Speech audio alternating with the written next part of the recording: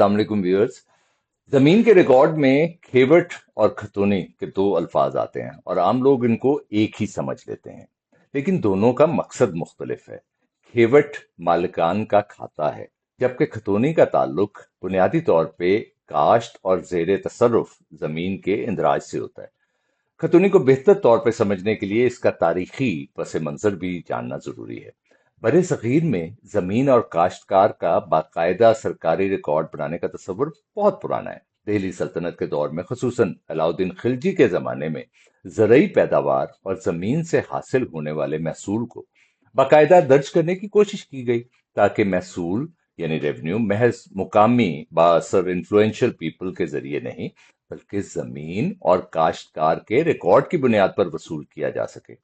बाद में शेरशाह सूरी के जमाने में भी जमीन की पैमाइश और महसूल के निजाम को मजीद मुनज्जम किया गया। काश्तकार को इसकी जेरे काश जमीन और वाजबात की तहरीरी तफसील देने के लिए पटा और इसकी तरफ से महसूल की अदायगी के इकरार के लिए कबूलियत जैसे अल्फाज या तरीके इस्तेमाल हुए। यहीं से एक अहम असूल ज्यादा मुनज्जम सूरत इख्तियार कर गया। जमीन का मालिक कौन है और जमीन हकीकत में काश्त कौन कर रहा है, ये दोनों बातें अलग अलग रिकॉर्ड होनी चाहिए। बाद के महकमा माल के निजाम में यही फर्क हमें खेवट और खतौनी की सूरत में वाजे नजर आता है। खेवट में मालिक या शरीक मालिकान के हकूक दर्ज होते हैं, जबकि खतौनी से ये समझने में मदद मिलती है कि किसी खसरे या जमीन के मुतलका हिस्से को किसके नाम जेरे काश्त या जेरे कब्जा दिखाया गया है।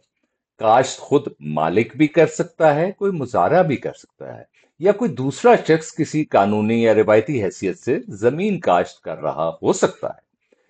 इसलिए एक खेवट के साथ एक से ज्यादा खतौनियां हो सकती हैं। मसलन एक मालिक के पास 20 एकड़ जमीन है, इसमें से कुछ वो खुद काश्त करता है, कुछ जमीन एक मुजारा काश्त कर रहा है और कुछ दूसरे काश्तकार के जेर इस्तेमाल है। इस सूरत में मलकियती खाता एक हो सकता है, लेकिन काश्त के खाते अलग अलग हो सकते हैं। और अगर मालिक अपनी जमीन खुद काश्त कर रहा है तो इस शख्स का नाम मलकियती रिकॉर्ड में भी आ सकता है और काश्त के रिकॉर्ड में भी। लेकिन अगर मालिक ने जमीन किसी मुजारे या दूसरे काश्तकार के हवाले कर दी तो मालिक का नाम खेवट में बरकरार रह सकता है, जबकि मुत्तलका खतौनी में काश्तकार का नाम दर्ज हो सकता है। सबसे आम सवाल, अगर खतौनी में मेरा नाम है तो क्या मैं मालिक हूं? जरूरी नहीं। खतौनी में नाम होना और जमीन का मालिक होना एक ही चीज नहीं। मुमकिन है आप जमीन काश्त कर रहे हो लेकिन मालिक कोई और हो, और यह भी मुमकिन है कि मालिक का नाम खेवट में हो लेकिन जमीन अमली तौर पे किसी दूसरे शख्स के जरिए काश्त हो। इसलिए जमीन खरीदते वक्त सिर्फ ये सुन लेना कि मेरा नाम खतौनी में मौजूद है काफी नहीं। ये भी देखना होगा कि मलकियत रिकॉर्ड में मालिक कौन दर्ज है। एक और अहम सवाल, क्या खतौनी में नाम होना कब्जे का आखिरी सबूत है? ऐसा भी हर सूरत में नहीं। खतौनी जेरे काश्त या जेरे तसर्रुफ हैसियत का अहम इंदराज है, लेकिन अगर कब्जे में तनाजा हो तो फसल और काश्त के दूसरे रिकॉर्ड, मौके की हालत, साबका एंट्रीज और दूसरे मुतलका शवाहिद भी देखे जा सकते हैं। एक और फर्क समझना जरूरी है। खेवट में मलकियत निस्बतन कम तब्दील होती है, क्योंकि इसमें तब्दीली अमूमन फरोख्त, विरासत, हिबा या दूसरे मलकियती वाकयात से आती है।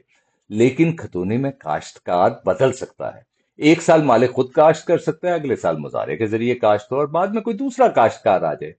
इसलिए काश्त का रिकॉर्ड मलकियती रिकॉर्ड के मुकाबले में ज्यादा मर्तबा तब्दील हो सकता है।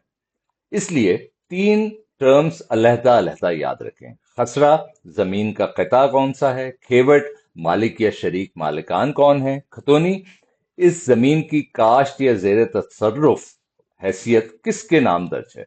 और सबसे अहम बात, खतौनी का मकसद ये बताना नहीं कि जमीन का मालिक कौन है। इसका बुनियादी मकसद ये दिखाना है कि मुतलका जमीन या इसका हिस्सा किसकी काश्त या कब्जे में दर्ज है। शुक्रिया।